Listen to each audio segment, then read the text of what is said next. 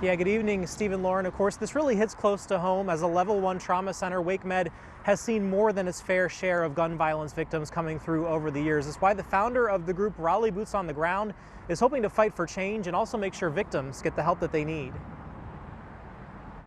There are some wounds that never heal. Gerald Givens' family tree with 7 branches lost to gun violence, from losing his grandfather to his brother. But when I walked away from my brother's casket, I just fell to my knees. I've never felt any other sharper pain in my life.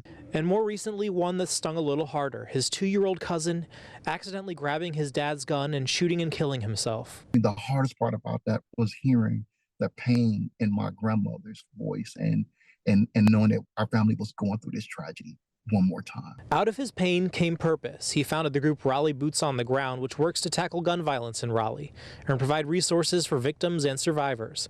Givens was among several dozen advocates invited to meet with Vice President Kamala Harris, visiting a middle school in Charlotte, fighting to address mental health resources for students.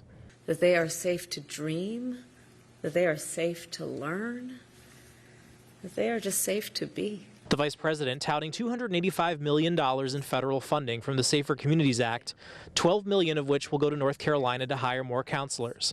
When Givens got to meet the vice president, it's the same message he wanted her to hear loud and clear. The mental health aspect is critical to how we resolve gun violence in our communities. And back in Raleigh, a new initiative in the works. His group will be teaming up with WakeMed to launch a hospital intervention program with a trained staffer ready to meet with victims of gun violence taken to the hospital and making sure the mental health support continues once a victim is discharged.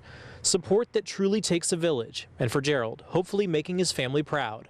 Understanding that, there's always going to be bad things that's going to happen, but we have to be resilient and try our best to prevent them from happening again.